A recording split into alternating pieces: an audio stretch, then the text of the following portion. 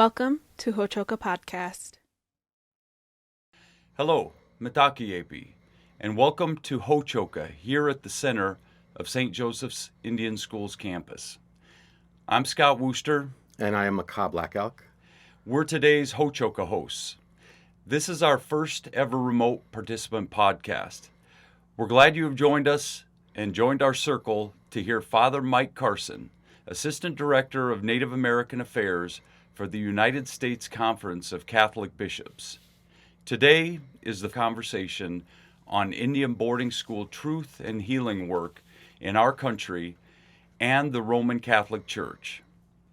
First, Macaw, thank you for being here once again.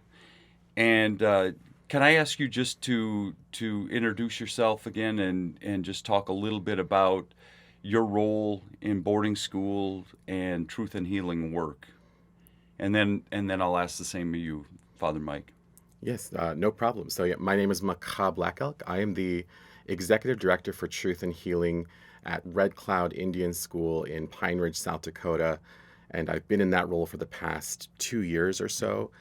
My job there is to help that school, which is a former boarding school, go through its own process of sort of truth and reconciliation with that particular community. And in that work, I have been involved in not only our own community's process, but also in supporting the work of the American Indian Catholic Schools Network, which is part of the Office of Alliance for Catholic Education at the University of Notre Dame. And that's where I have worked with Father Mike Carson, who in his role supports the American Indian Catholic Schools Network.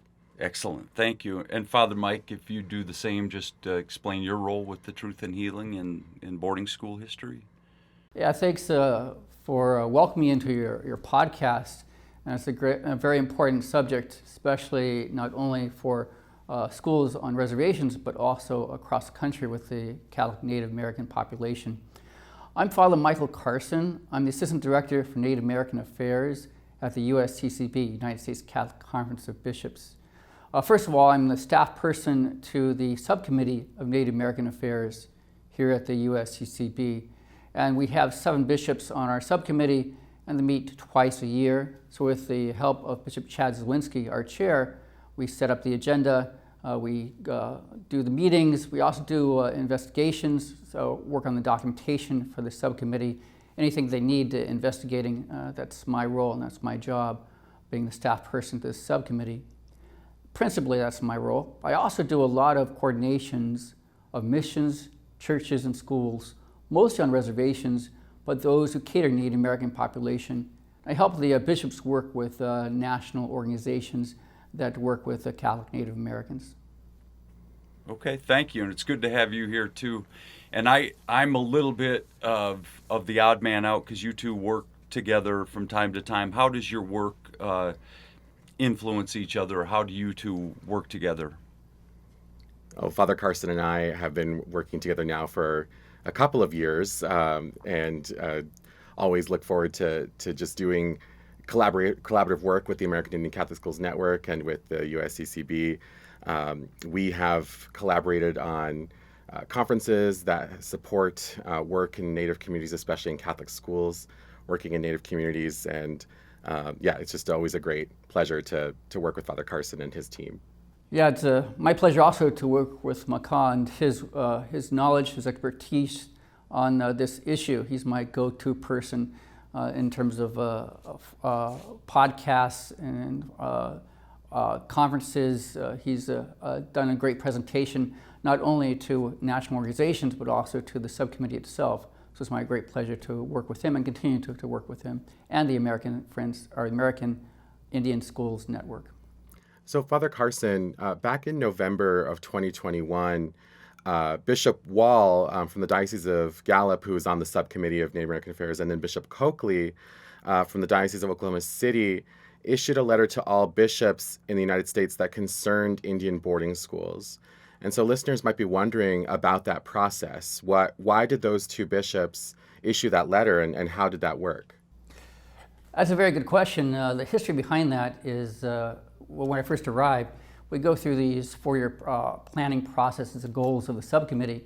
In order to do that, we had, with the help of the Black and Indian Mission Office, we gathered all the Catholic Native American leadership throughout the country for a week symposium in Arizona, just to talk to them about what their priorities are. And they made it very clear that Catholic Native American ministry cannot continue unless this issue of the boarding schools is addressed, not just at the local level. A lot of bishops have been working at the local level to address this issue, but at a national level at the UICCB. So the Bishops' Subcommittee understood that, and they put in their objectives for the next 4 years, doing all the various important ideas, and that got into the response to the Bishop Coakley letter. The letter first was concern from the bishops who were concerned about the report from Secretary Holland and the response to that report, but it also was a greater concern for the UICCB, trying to help the bishops with this issue and the important part to go forward. Now, the story behind that, the USCCB can't mandate anything with any bishops, that we're there to help and suggest and to guide. So if a bishop has a concern, or if it appears that this concern is nationally, then the subcommittee deals with that from the Native American standpoint and works with that issue.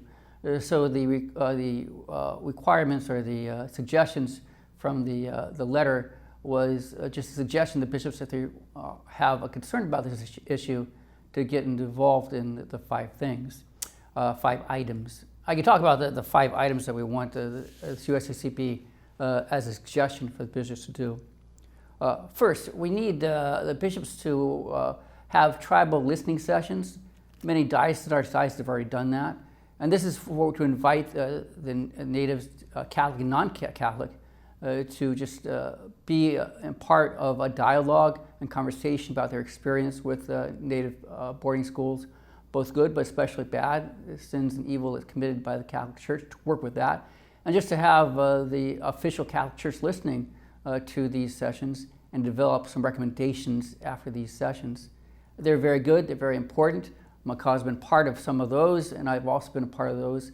They're incredibly healing and important for the diocese and archdiocese to do. Second, we're asking the bishops, archbishops, to have a better relationship with their tribes in their diocese and archdiocese. Some do have a great relationship with especially tribal governments, but we're looking for opportunities to increase that relationship so there's no misunderstandings and their concerns are addressed by the diocese and archdiocese and by the parish churches in the area. Third, we're asking also for the diocese and archdiocese and even religious orders to do some archival research. If there's any information about Catholic boarding schools, to find that information and work on ways to make that public. That might seem easy, but it's rather difficult. We're working with different national Catholic organizations of archivists on how to do that. Even a little information, even the names of people who attended boarding schools, even that can promote healing. So we're asking for a diocese and archdiocese to do important archival research on finding any information about boarding schools and working hard to make that public. And then we're also asking for full cooperation, not only with the federal government with investigations of boarding schools, of cemeteries, of any information or any concerns that the federal government might have, but also with tribal governments. We're asking for full cooperation with bishops and archbishops, for tribal governments who want to do their own investigation to make sure that we have a welcome mat ready for them and do as much work as we possibly can for them and to help their investigation. And then the last thing we're asking bishops and archbishops to do, we have this massive plan, this pastoral plan throughout the United States for Native ministry, for Native Americans, Alaska Natives, and Hawaiian Indigenous.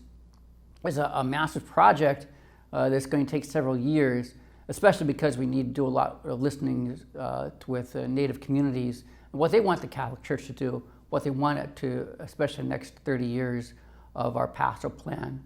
The last one was done in 1977, so it's well overdue. The church and the Native ministry certainly changed since 1977. So we're asking for cooperation for the pastoral plan, suggestions, and especially when we go through to revise it to make sure that archbishops are heard, but also their Catholic native communities are heard for their pastoral plan. So those are the 5 things that are embedded in the Bishop Wall, Archbishop Coakley letter sent out to the bishops, just again to help with this concern about native boarding schools.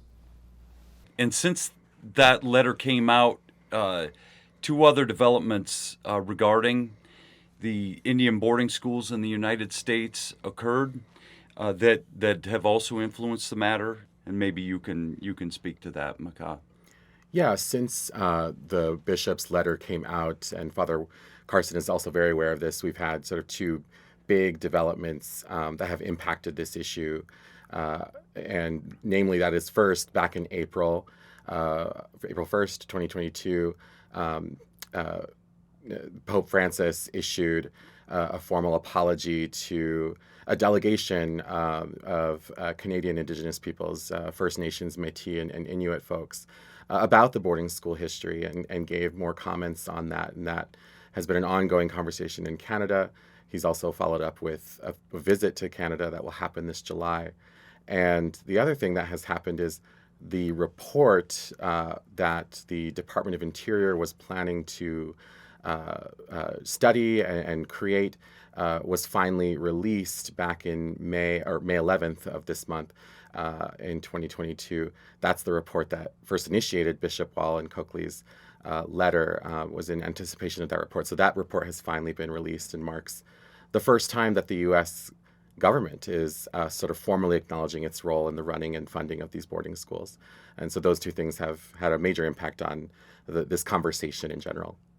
I'm curious, in light of the Department of Interior's report, what about those requests is still particularly relevant today?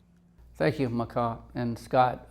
One of the requests that we talked about last time was the importance of information. Any information helps in the healing process. So the first report, the Holland report, we embrace it at the USCCB because of the information that it gathers and the information that gets out there. That becomes very important in terms of healing. And also it responds to us in terms of our actions of working with the government and other agencies in terms of this issue, this very important issue of just getting the information out. And also the concerns, the problems, the pain that boarding schools has caused, Catholic native boarding schools has caused in the past. That also becomes very important to us and to the subcommittee. So it helps us in terms of our avenues of going forward. And how does that affect, would you say, the bishop's efforts going forward as well? It affects the bishop's efforts because it just spurs them on to do a lot more in terms of the Coakley, the Bishop Wall letter, and to work, of course, closely with the federal government and any other agencies that are concerned with this issue, and also highlights the importance of getting finding information and getting that information out. Excellent. And so we talked a little bit about early April 2022 and the bishop's apology, Pope Francis's apology to the delegation, the First Nation, the Métis, and the Inuit delegates from Canada about the church's role in abuse that may have happened in the residential schools. Is it correct that apology was meant to include the United States as well? From what I understand, the apology was directed toward Canada. However, just on a personal note, just watching the interaction with the First Peoples and Inuit and with all the people with the Pope, and just as they tell the stories and seeing the emotional response of Pope Francis, and then coming from that broadcast for the news conference afterwards, just seeing how much an apology like that helps First Peoples. It helps us in terms of organizing our own apology from the Bishops' Conference and also individual bishops, but also goes back to the understanding, as Catholic natives have said to me, is it's important to go beyond just an apology. The most important concern they have is that the apology just is the only thing that we do. that we issue an apology and then say that's it. They're more interested in our Catholic Native leaders across the country. They're more interested in the steps that we can take, not only in the Bishop Wall, Archbishop Coakley letter, but also in terms of individual bishops and how they respond to the needs and concerns of the boarding school issue, especially the pain and suffering caused by abuse. They're interested in how the Catholic Church responds to that. They certainly want an apology, but they made it very clear that apology is the first step, but it's not the last step. They're more interested in all these actions and steps to go forward, especially to the steps of listening, as the Holy Father has done with the First Peoples of Canada. It's a good place to start.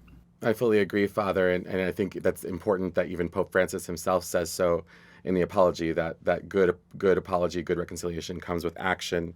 But in terms of just the importance of the apology, what do you think was really important about it, and what does it specifically call Catholics, both native and non-native Catholics, to do moving forward? I think just the most important part of the apology was the response from the First Peoples of Canada and their understanding of the deep regret, the pain of Pope Francis, and the response to that, saying that the leader of our church, our Catholic Church, the Holy Father, has a great concern and is moved with compassion from his heart. I think that response from the First Peoples really was, to me, the most important part of that, because Pope Francis can issue an apology, but there's no response, and the apology does not go anywhere. And same with our own efforts at the USCCB, that we can issue an apology, but if we don't feel for the suffering, the problems and difficulties that Catholic natives and other natives gone through, especially during the boarding school, then our apology and our actions don't mean very much. But that response that we are from the Catholic native people, and also natives in general, that we are doing and working hard to making sure that their pain, their suffering is entered in our hearts, and that spurs us on in our Catholic way to make sure that healing can take place. Father Mike, it was nice to meet you and nice hearing from you today. And Maka, it was nice having you back in the studio to co-host today. And I'd like to thank you both and thank you to everyone who's watching for joining us here in the Ho-Chokeh at the center of St. Joseph's Indian School campus, where we talk about issues that are central to Native American education today. Until next time, stay centered.